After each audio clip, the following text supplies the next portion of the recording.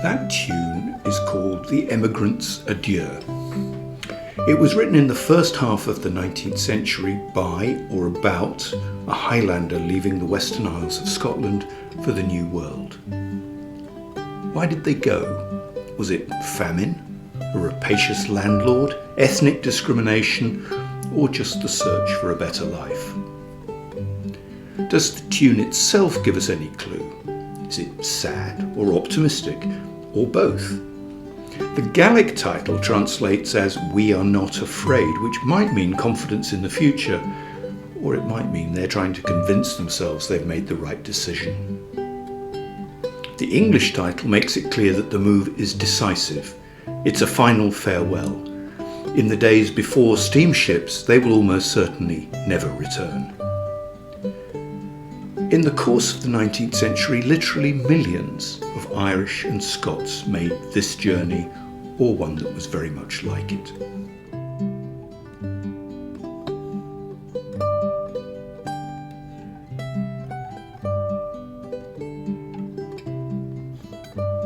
My name is Richard Carver. I'm a researcher and lecturer on human rights and forced migration. I'm also a musician, though very much an amateur. But I don't apologise for that. Amateurs do things for love, and I'm passionate about the traditional music of Scotland and Ireland. What I want to do is tell the story of Irish and Scottish migration by playing you that music. By the way, if you like the music, it's all available for free on my SoundCloud channel, details at the end of the video. I'll look especially at migration to North America because that's where I live. I'm a migrant too. I also want to explore the connections and parallels between this historic movement of people and the experiences of today's migrants and refugees. Why do migrants leave? How do they choose their destination? What's their journey like? And how are they treated when they arrive?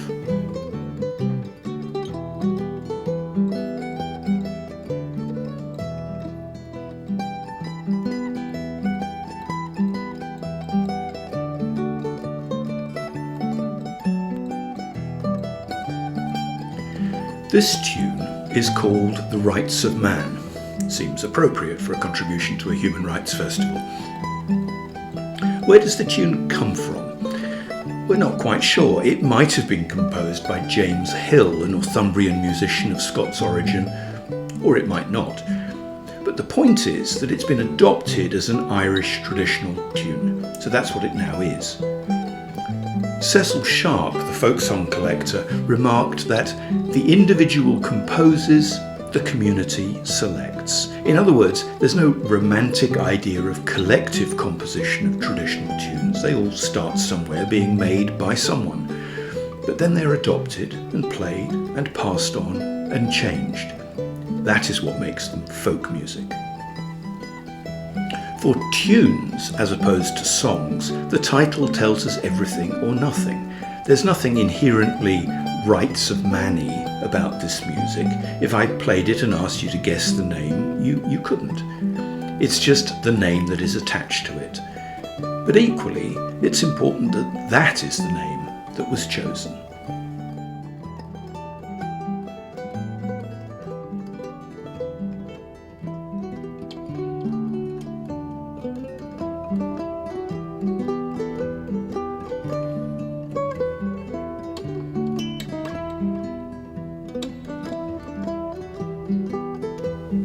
This whole production arises because I got interested in the titles given to Irish and Scottish traditional tunes.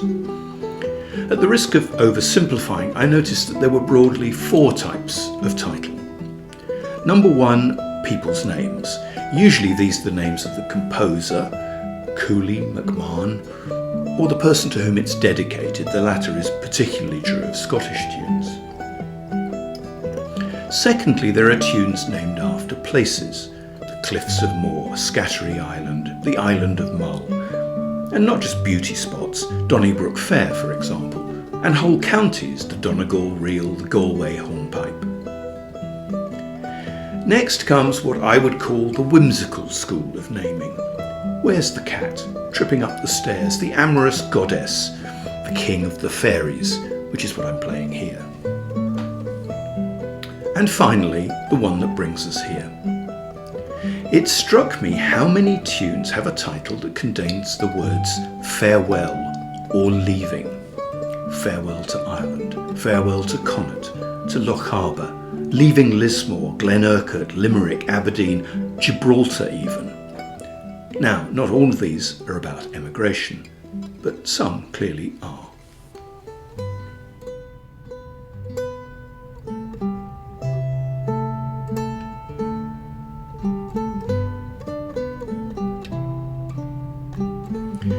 Titles of tunes change, and many have multiple names. The one I played a moment ago, The King of the Fairies, was originally a Scottish tune called Bonnie Charlie. The English called the same tune William of Orange, and the Irish took the politics out of it by turning to the supernatural. I admit it, I'm choosing tunes to illustrate the points I want to make. There's nothing inherent in them that has this meaning. And I stress that I'm talking about tunes, not songs with words that can themselves convey meaning, although some tunes I'll play, like Farewell to Loch Harbour, which I'm playing here, have later acquired words. This tune is one of the very best known of Scottish farewell songs. It acquired its name when it was made into a song by the poet Alan Ramsay in the mid-18th century, but it's much older than that. This man is General Alexander Leslie, Earl of Leven and Lord Balgony, and the tune was apparently Lord Balgony's favourite. Leslie commanded the parliamentary armies in their victory over Charles I at Marston Moor in 1644. He was also something of a migrant. Like many Scots, he'd served as a soldier in Northern Europe. In his case, he became a field marshal in the armies of the Swedish king Gustavus Adolphus. I've chosen him to stand for the many Scots trading and travelling across Protestant Northern Europe in early modern times.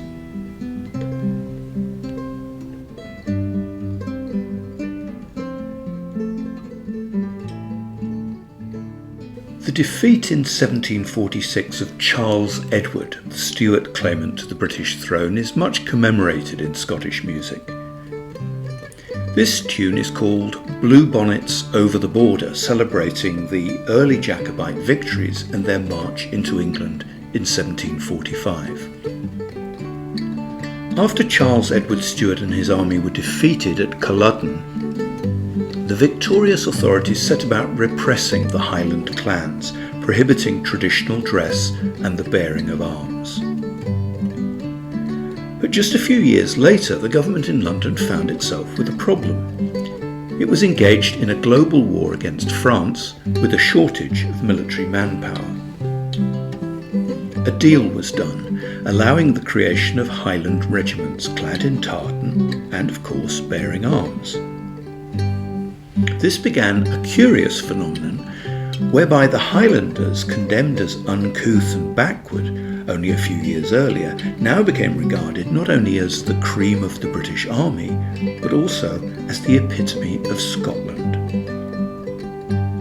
This appropriation of Highland tradition by the army meant that many Highland musicians went into the military, pipers above all, of course.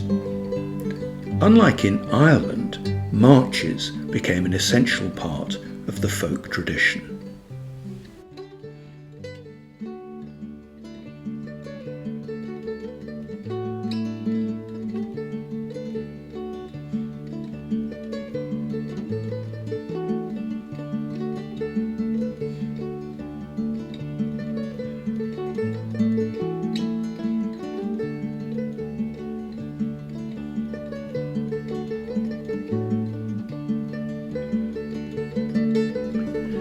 This is one of the best known of pipe marches, the 79th Highlanders' Farewell to Gibraltar. The 79th were off to the Caribbean, which apparently they weren't very happy about, and eventually pulled some strings and got sent to Canada instead. But why the Caribbean? This is Bonnets Island, off Sierra Leone in West Africa, a Scottish-owned trading post for the slave trade. You don't need me to tell you about the horrors of the slave trade. All I will tell you is that Scots were deeply implicated in it.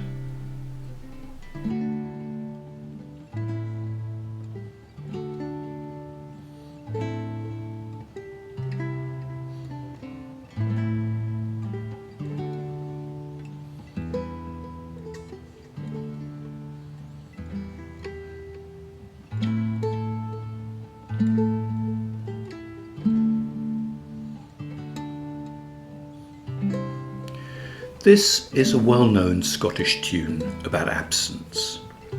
The English title is I Will Go Home to Kintail. The Gaelic title is much more specific. I will go home to the cattle fold of Kintail. This makes it somehow more real. It's not just some generic, dreamy location in the Highlands. It's home, where the loved ones and the animals are. How many West Africans aboard slave ships and in the plantations must have dreamed of going home to their cattle folds and the ones they loved?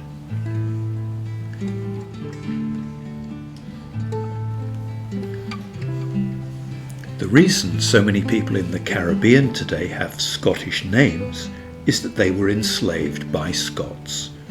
The exploitation of slavery underpinned Scotland's industrial development. This face may not be familiar, but the name probably is. She is Flora MacDonald. It was she who smuggled Charles Edward Stuart over the sea to Skye, disguised as her lady's maid. The tune is one of my favourites, Prince Charles's Last View of Scotland. In the 1770s, Flora and her husband Alan emigrated and set themselves up in Cape Fear, North Carolina. Their stay in Cape Fear didn't last long. When the American Revolution broke out, Alan MacDonald became an officer in the British Army, the army of the Hanoverian kings. A majority of Highlanders in the American colonies took a similar position. After their defeat, many migrated once again, in the MacDonald's case, to Nova Scotia, that is New Scotland, in British North America, today's Canada.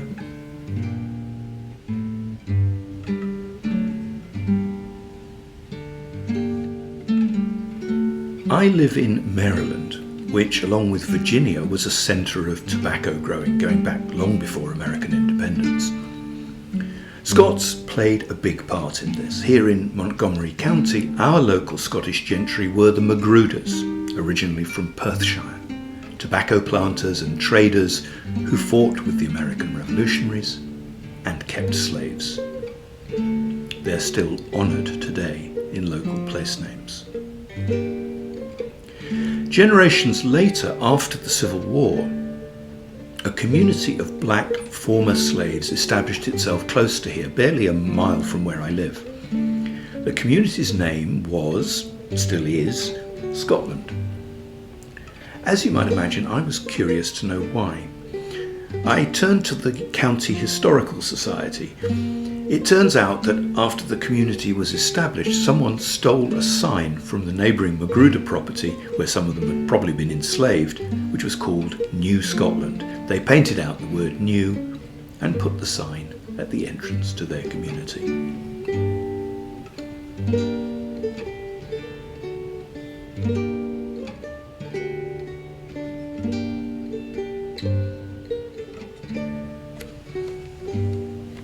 Not all Scots migrated out of choice, and now I want to tell you a story that has echoes of what these days we would call ethnic cleansing. In the second half of the 1840s, the Scottish Highlands, like Ireland, were hit by potato blight, resulting in famine. Unlike Ireland, the response was well managed. There were organised relief efforts and no significant death toll. But when the famine was over and the relief effort stopped, landlords took advantage.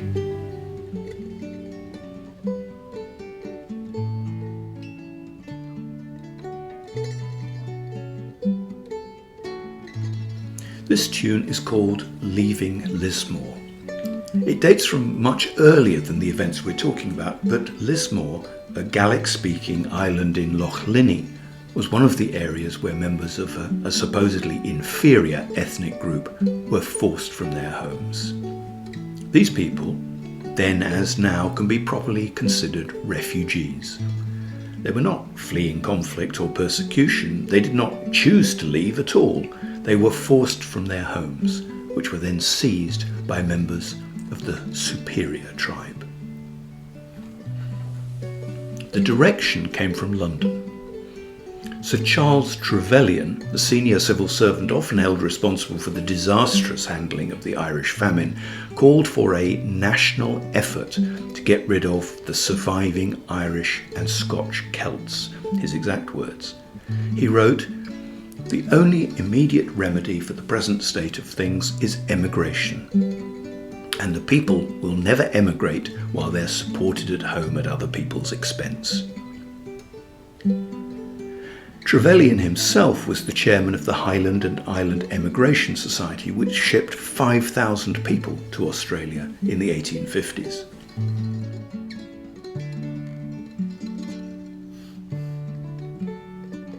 Trevelyan was not alone in this. Ideas of scientific racism, that Gaelic-speaking Highlanders were inferior to Teutonic and Scandinavian Scots, were popular and widespread. Parliament passed an act giving low-interest loans to landlords who encouraged emigration. Landlords, of course, leapt at the opportunity.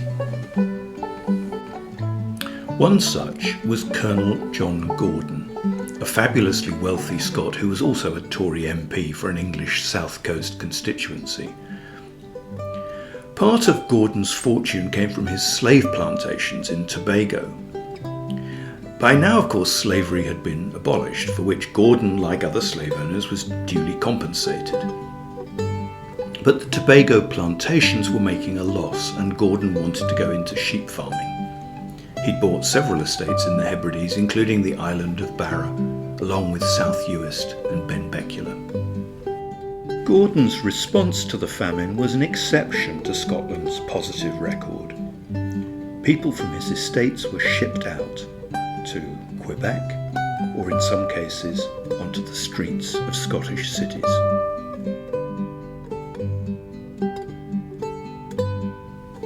But things were to get even worse.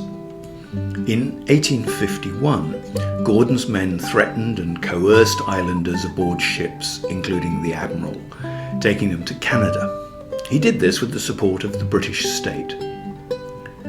A contemporary observer, Donald MacLeod, described it thus: "The people were in a hopeless condition at the embarkation, decoyed in the name of the British government by false promises of assistance to procure houses and comforts in Canada, which were denied them at home. Decoyed, I say, to an unwilling and partial consent.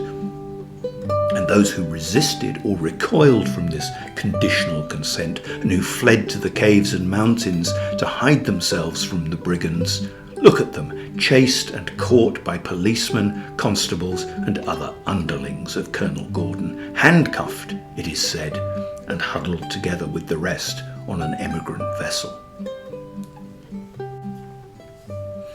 The historian Eric Richards points out that MacLeod was an extremely partisan source, but that his account was verified by others. The Quebec Times published a lengthy story based on a signed statement from around 70 islanders on board the Admiral. They described how some had tried to escape from boarding the ship and been captured and handcuffed by the police and returned on board. On arrival in Quebec, they were destitute. The clothing and food they'd been promised didn't materialise, nor did the transport to the communities where they'd been told they would have land. 3 decades later, a commission of inquiry further confirmed the allegations made against Gordon, his employees, and the British state.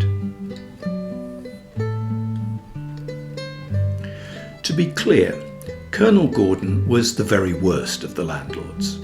What I've described here was not typical, certainly not of the broad social and economic transformation sometimes lumped together as the clearances.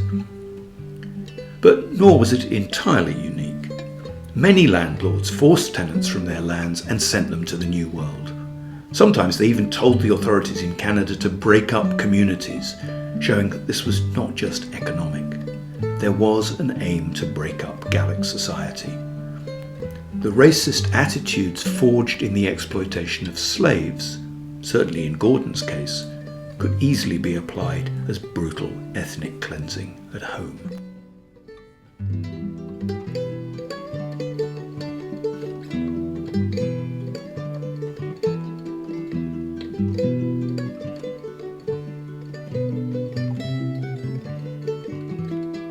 This tune is called Farewell to Ireland. It's one of the great Irish reels, and it crystallises the experience of emigration. I've heard it said that the motif at the beginning represents the ship's horns signalling the departure. I know that's untrue. The tune is actually derived from a much earlier Scottish tune which dates from long before steamships with horns. But I like the idea, so I've emphasised the motif in the bass line of the guitar part. When we think of Irish migration, one episode looms over all others: the Great Famine of the 1840s and the mass emigration that it provoked. Yet people left Ireland long before the famine and long after, and for a variety of reasons. In the 17th century, there were three exoduses of what we might call political refugees. In 1607, the Earls of Tyrone and Tyrconnell left Ireland with some followers, apparently with the hope of raising Spanish help against the English, the flight of the Earls.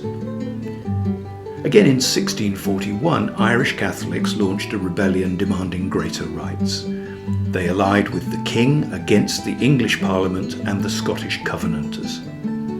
They gained control of most of Ireland until Oliver Cromwell, victorious in the English Civil War, sent troops to recapture the country, which they did with a brutality that is remembered to this day.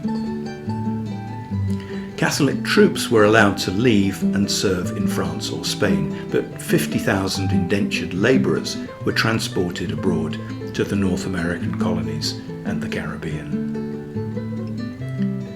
At the end of the 17th century came a third exodus. Irish Catholics once again aligned themselves with the Stuart king, James II, against Parliament and its Dutch allies. The battles of this war, Aughrim, the Siege of Derry, the Battle of the Boyne, are also still remembered today. After the war ended with the Treaty of Limerick, the Catholic commander Patrick Sarsfield and thousands of Irish soldiers went into exile in France, known as the Flight of the Wild Geese. Paddy's gone to France.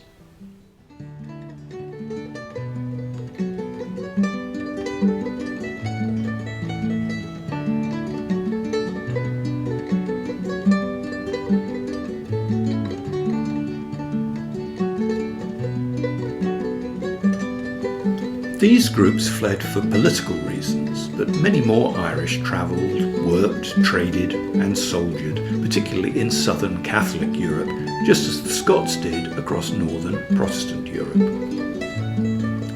But the 18th century also saw the growth of emigration across the Atlantic to the green fields of America. Many of those who migrated were from the northern province of Ulster, and many were themselves recent arrivals from Scotland. It was a form of what we would now call steppe migration. The Scots-Irish from Ulster moved in considerable numbers to North America. They were the main, but not the only, Irish migrants to the American colonies in the 18th century. They went first to Pennsylvania, then southwards through the Appalachians, leaving a legacy of culture and language that can still be seen today. From the turn of the 19th century, the flow of Irish was becoming mass migration, and not only from Ulster. Something like 1 million people left Ireland for North America, and 500,000 for England, between 1800 and the onset of the Great Famine in the 1840s, many of them through the port of Liverpool. Of course, only those with the money to pay the fare could travel, which favoured those who were slightly better off and with slightly more marketable skills. But poorer people also migrated using steppe migration through England, where they could earn some money to pay the transatlantic passage. Even before the Great Famine, Ireland was a country of mass emigration. Nevertheless, the famine was a cataclysmic event. We might see it as a forerunner of modern environmentally induced migration, but it still dwarfs what has happened yet in the 21st century.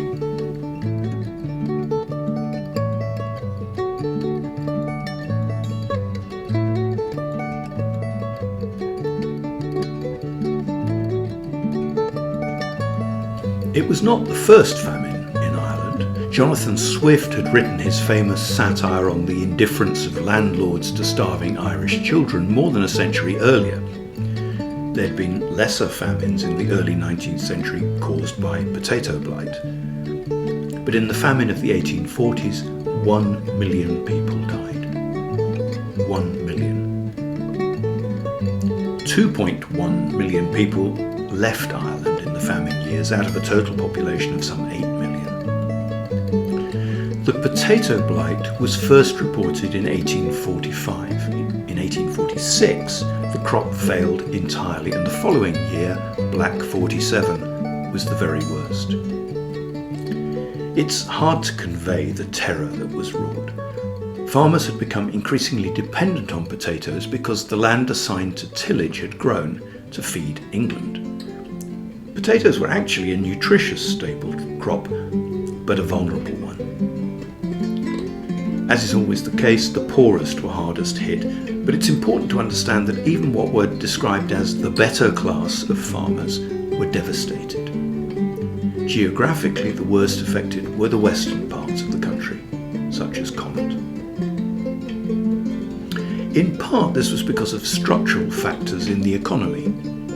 At root, the famine was about land. The land available to poor Catholics had shrunk through a combination of discrimination and a restructuring of the agrarian economy to concentrate land in the hands of the wealthy. But the greatest criticism has been aimed at the response of the British government. In fact, the government of Sir Robert Peel, in place when the famine broke, was relatively effective in its response, organising food distribution that kept prices down. A change of government in 1846 brought in what we would today call free market fundamentalists, who were ideologically opposed to food relief. The severity of the famine meant that people took risks to escape that regular emigrants in previous and subsequent years would not.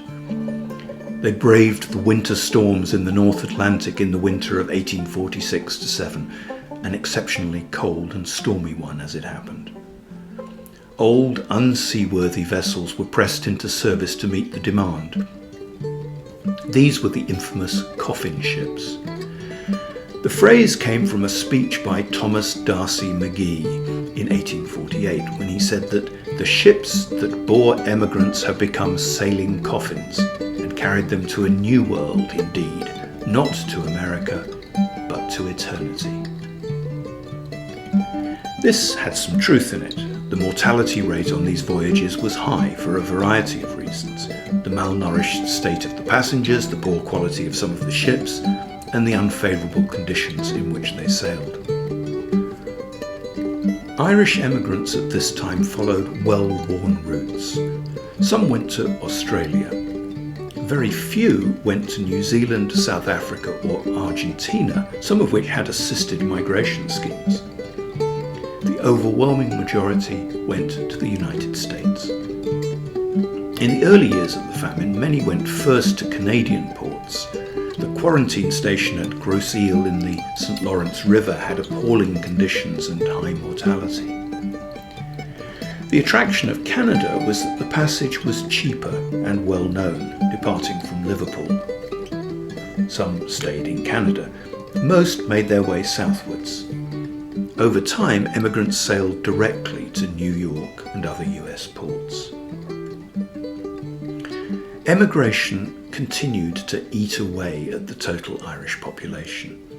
The last census to show an increase in population was 1841. For another century, each 10-yearly census showed a fall from the previous one. But rather than talking about population numbers, I want to tell you the story of one particular Irish migrant that might help to illuminate the history of others. His tale is typical in some ways, in other ways not. Daniel Francis ONeill, Frank to family and friends, was born in West Cork in 1848 in the midst of the famine. The parish where he lived, in Skibbereen, was dependent on the potato crop and had been particularly hard hit. But Frank won't have remembered this himself. He grew up in an area that was recovering, though many were leaving for North America. Frank was raised in an intensely musical culture. There were 2 professional pipers just in his parish, and he learnt to play the wooden flute. The tune you're listening to is called Kit O'Mahony's. Why? Who was Kit O'Mahony? She was Frank's mother. He sort of composed this, though it bears a resemblance to an English tune, the Sportsman's Hornpipe. Frank was an English speaker and he had some formal education, becoming a teacher at his own school in his teens, and dallied with joining the priesthood. But instead he ran away to sea at the age of 16. On his first voyage, he met a young woman from County Clare called Anna Rogers, who was emigrating to the United States. In a moment we'll hear a tune called All Around the World, and that's where Frank went. Not only the Western Hemisphere where he ended up, but also Russia, Egypt and Japan. He fell overboard in the Black Sea and had to be rescued by the ship's lifeboat.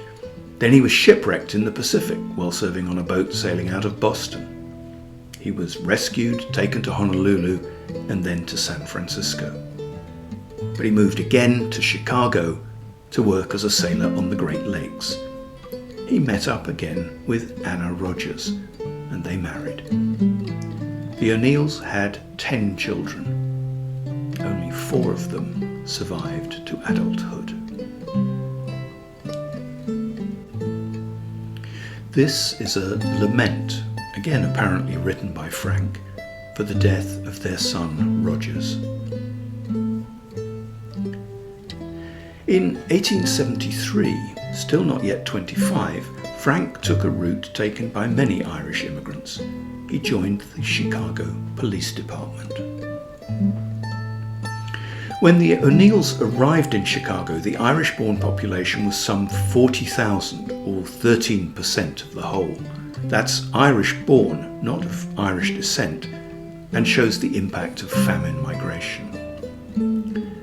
One of the attractions of Chicago was that there was less anti-Irish discrimination than on the East Coast.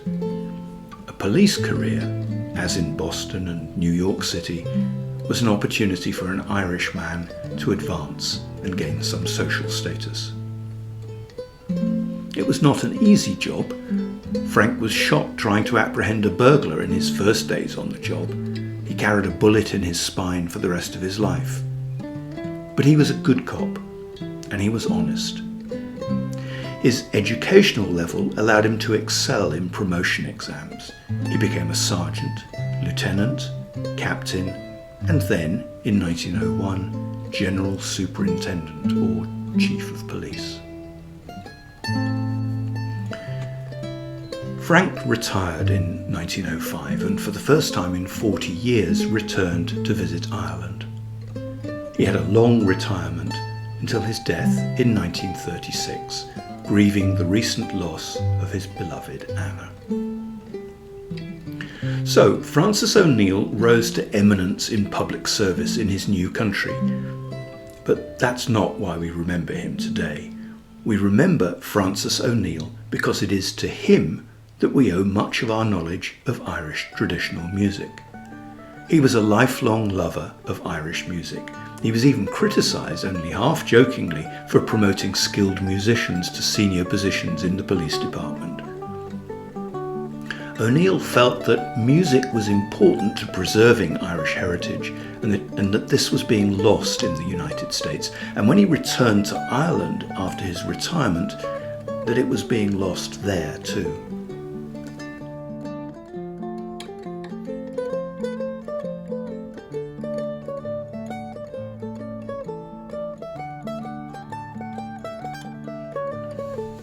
He set about documenting the Irish tunes known and played by the Irish community in Chicago. And the volumes that ONeill compiled, believe it or not, are the best source of knowledge on Irish traditional music. This raises a couple of interesting points. The first is a broad one about how we know traditional tunes and where they come from. For the past century or so, mechanical equipment has been used to record folk tunes, and Frank ONeill was an enthusiastic proponent of this new technology. But historically, it has been tune books that tell us what music people knew at a particular time. Tune books were often published for people playing the piano in their drawing room. They weren't themselves part of the tradition, but they are a snapshot of whether tunes existed at any given moment. There are tune books of the music of the islands of Ireland and Britain, going back to the 17th century. I've used pages from some of them to illustrate tunes here. What ONeill did was to make a comprehensive series of Irish tune books.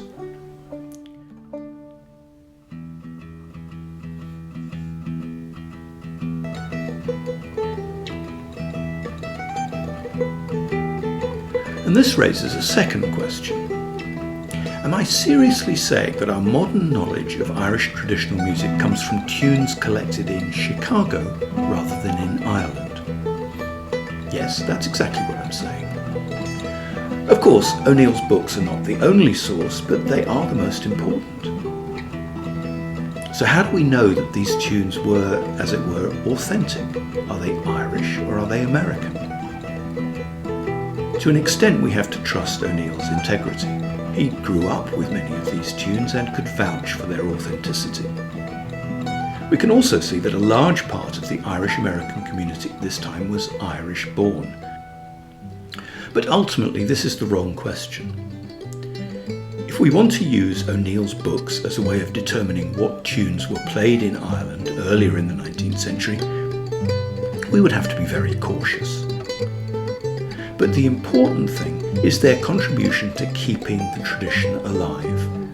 Does it really matter if Irish traditional music took a detour to North America and back? In fact, what we're now talking about is a perfect illustration of what scholars of migration call a diaspora. Diaspora is a Greek word meaning a scattering of people, and originally it referred to one particular displaced group, the Jews. A people largely excluded from their native land with no state of their own, but with strong international links and the maintenance of a single community, or at least the idea of a single community. But if the Jewish people offer the most striking example in history, they are by no means the only one. Armenians have a similar history of displacement and continuing identity and networking. Somalis have formed a different type of diaspora, spreading across the world, initially as seafarers.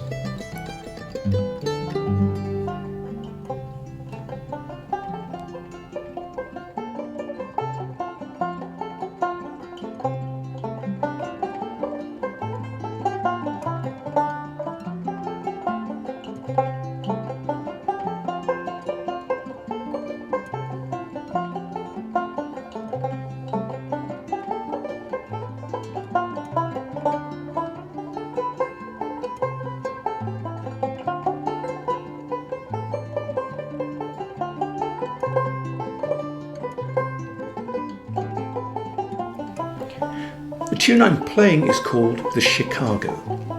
was collected by Francis ONeill in that city.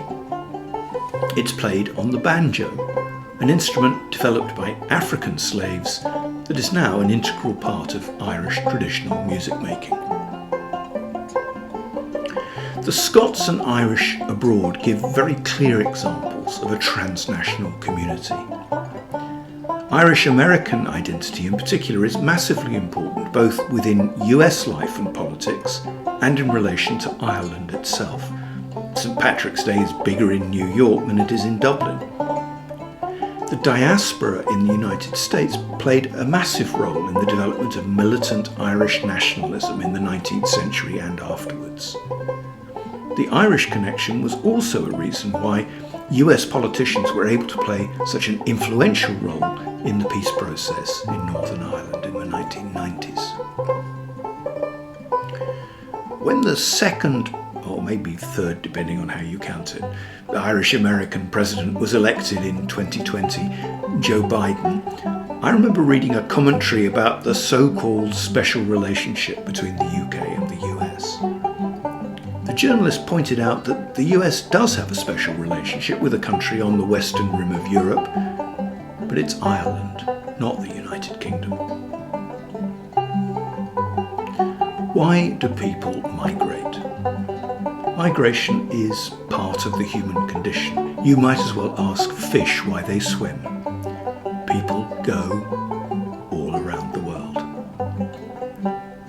But of course, there are always specific reasons why people migrate, and it's interesting to look at the history we've been discussing and compare it to why people migrate today. Famine looms over the historical account as a major reason for immigration. But even in the past, the relationship between famine and migration was not as direct as we sometimes suppose. The poorest, those hardest hit by crop failure, were actually the least able to migrate. Those who left were often those affected by the broader lack of economic opportunities. And so it is today.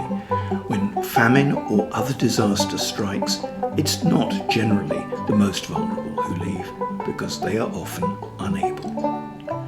The overwhelming number of people who left Scotland and Ireland did so for lack of economic opportunity, not because they were on the brink of starvation. And that's true today. That doesn't mean they are in any sense less deserving, simply that to pay the transatlantic fare, or the people smuggler, requires money. When we look at why people migrate today, it's overwhelmingly because of push factors. The main ones we know from scholarly research are economic underdevelopment, conflict, and human rights violations. Why do we need scholarly research to tell us that? Isn't this obvious? Well, maybe, but Western policymakers today behave as though it's the situation in the UK or the US or Australia or Europe that determines whether people move. They're coming to draw our welfare benefits. They'll be deterred if we have tough immigration policies. But these things are simply not true. Whether they're moving for economic reasons or as refugees, migrants are overwhelmingly economically active. They're more industrious and productive than the host community. They're less likely to draw welfare benefits for a couple of generations. They're also, incidentally, more law-abiding.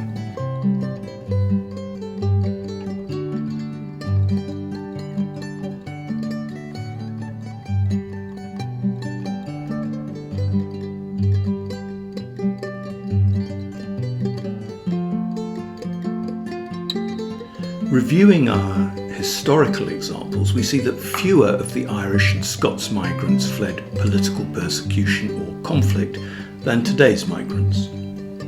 But profound structural discrimination undoubtedly contributed to how the Irish economy failed to benefit the people, making migration the only viable survival strategy for so many. And then we have those who are, in the most literal sense, forced migrants, those who are forced from their homes without choice. In our historical survey, these are the Gaelic-speaking Highlanders and Islanders forced from their homes and bundled onto boats across the Atlantic. In our modern world, There are too many to list. Armenians, Bosnians, Jews, Kurds, Palestinian Arabs, Rohingya, Ukrainians, Kosa, and many others. Once the decision to leave is made, or people are forced from their homes, how do they choose where to go? This tune is called Off to California. I've cautioned against reading too much meaning into the tunes. Maybe it's just something about hornpipes, but they really do sound pleased to be going to California. Not surprising, really. Gold was discovered at Sutter's Mill in 1848 while the Irish famine was at its peak. This surely was a great opportunity. Fortunes were made, but not, generally speaking, by poor Irish migrants. So of course, people migrate to places that offer safety and/or economic opportunity. Generally, they'll choose somewhere nearby and easy to reach. The Irish went to England, as well as to Scotland in great numbers. Scots also went to England. Today, about 3/4 of all refugees are hosted in the country neighbouring their own. When there was a need to travel further afield, Irish and Scots, exactly like migrants today, would travel to places where they knew someone, where they were assured of a friendly face, a floor to sleep on. Scots in Canada reproduced the clan structures of the Highlands in places like Glengarry County. The Irish gathered in large communities in cities like Boston and Chicago. Early Irish migrants from Ulster tended to move to places where they would have access to land. The same is true of Scots in the same period. Later Irish migrants, though they were overwhelmingly rural in origin, went to the cities because that's where the jobs were in industry. We saw how, when famine struck, Irish people followed migration routes that had been established in the decades before. We see all these phenomena in the modern world, once again verified by academic research. I've researched forced migration in southern Africa. When people fled Zimbabwe in large numbers because of political persecution and economic collapse, they followed migration routes that had been established a century or more earlier. And mostly, they didn't bother to sign up as refugees either. Why do people cross the channel in small boats rather than staying in France? Because they have people and communities that they know in Britain. They speak the language. These are stronger at attracting them than brutal border policies are at deterring. Imagine you are in a centre seat in economy, flying from London to JFK, New York, named after a prominent Irish American, by the way. Pretty miserable. If you sailed from Britain or Ireland to New York in the 18th century, it would take you 224 times as long as that. By the 1830s, your journey time would have been dramatically cut to 168 times your flight to JFK, from 8 weeks to 6 weeks, because of improvements to ship design. Steamships were introduced in the 1830s, but only came into general use later. By the 1880s, you could make the passage in a mere 36 LHR JFK flights, or 9 days. I talked about coffin ships. There were some terrible experiences of overcrowding, unseaworthy vessels, and of course shipwrecks. But this was not the norm. Indeed, one of the things that's striking is how governments tried to improve conditions on boats. The combination of government regulation and technological advance meant that conditions for emigrants were constantly improving.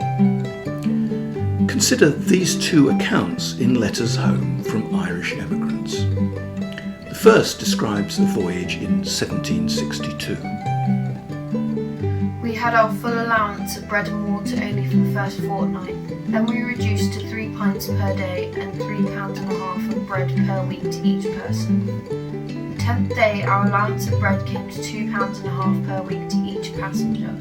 Next week we had £1.50 per week, and the next 12 days we lived on 2 biscuits and a half for that time and half noggin of barley, each which we ate raw for want of water to boil it in. Compare that to this letter home in 1872.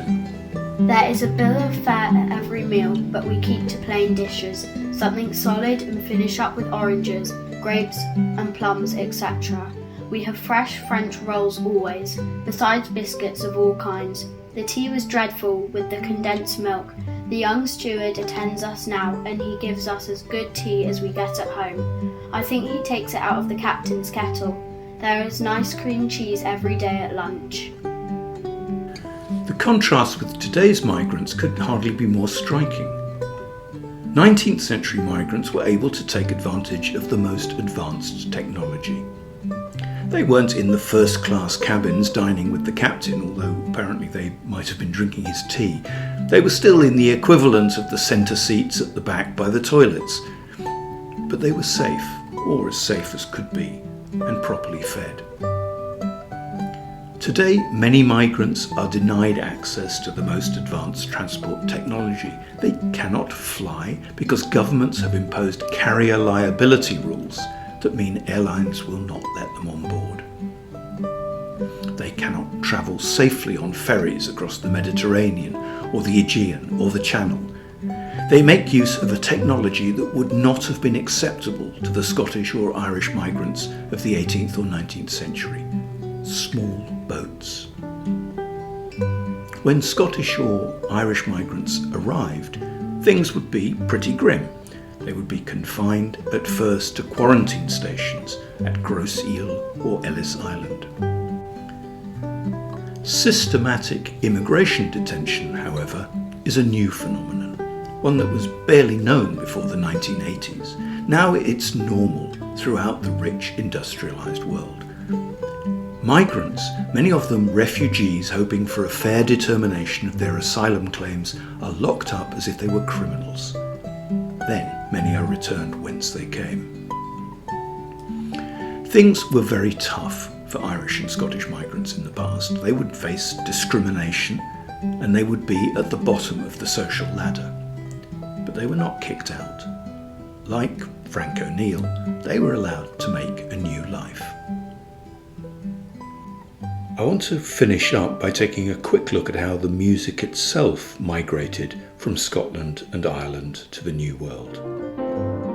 We can dare and we can do, united men and brothers true, their gallant footsteps to pursue and change our country's story. Our hearts so stout have got us fame, for soon 'tis known from whence we came. Where'er we go they dread the name of Gary Owen in glory. Our hearts so stout have got us fame, for soon 'tis known from whence we came. Where'er we go they dread the name of Gary Owen in glory. And when the mighty day comes round, we still shall hear their voices sound. Our tramp shall roll along the ground for Gary Owen in glory. That's They Died With Their Boots On, Raoul Walsh's classic western about General George Custer and the 7th US Cavalry.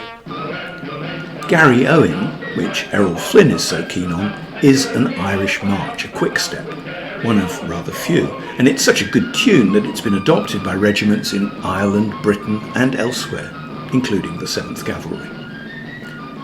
It's not in my repertoire. The Sioux Nation have asked for it not to be played as they see it as an anthem to the genocide of the Native Americans. Gary Owen made the journey across the Atlantic pretty much unchanged. I have a hypothesis, not properly tested, that when communities in the New World stayed largely intact, so did their music, like the music that Francis ONeill collected in Chicago, or places like Cape Breton, Nova Scotia. But when communities became more dispersed, so too did their music. Here's an interesting example. The tune you're listening to is a well-known Irish reel called the Maid Behind the Bar.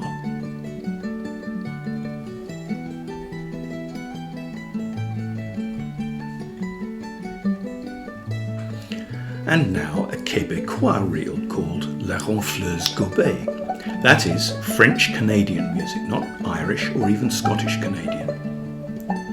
And as you can hear, after working through two parts that don't sound particularly Celtic, the third part is, note for note, the Maid Behind the Bar.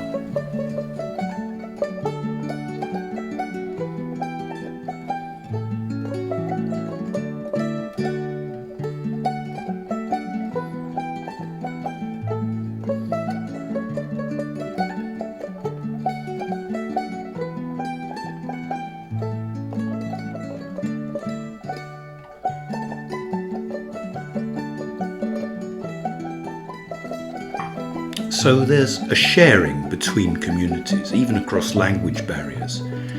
It becomes understandable why, for example, the Cajun music of Louisiana often has an Irish or Scottish feel to it. In the mid-18th century, the British forcibly expelled French-speaking Acadians from what's now Canada.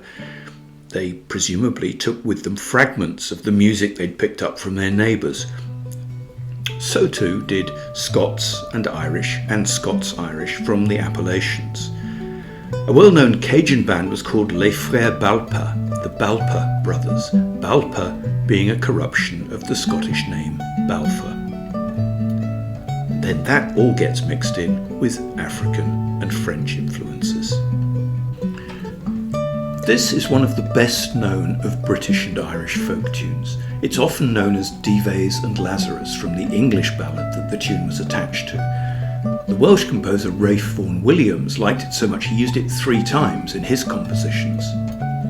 The version you're listening to is the Irish, the Star of the County Down, recorded by Van Morrison, among others.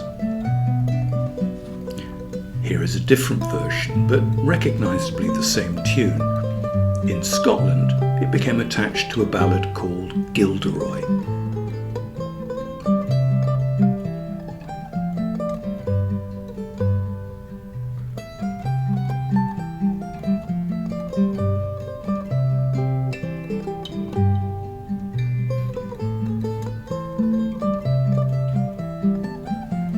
And here is a third version. This one is also called Gilda Roy. It was collected by the great musicologist Samuel Bayard in southwestern Pennsylvania in the 1940s from the fiddle playing of Irving Yoher Jr. Bayard notes that although it has the Scottish name, it's much closer to the Irish version, but it's clearly distinct from either, and that's down to the influence of other styles. My final example is a tune that we've already heard an echo of. You may remember Farewell to Ireland.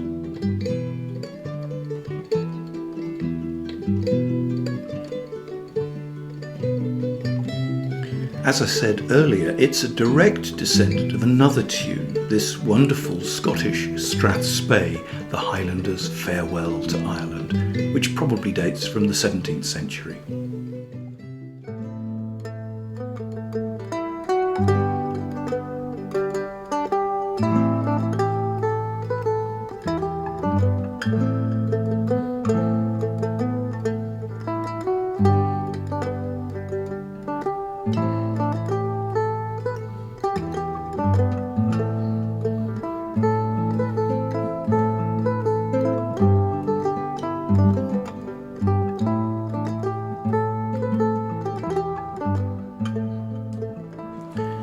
This one is a pretty well-known old-time hoedown from the playing of Virginia fiddler Emmett Lundy called Highlanders' Farewell.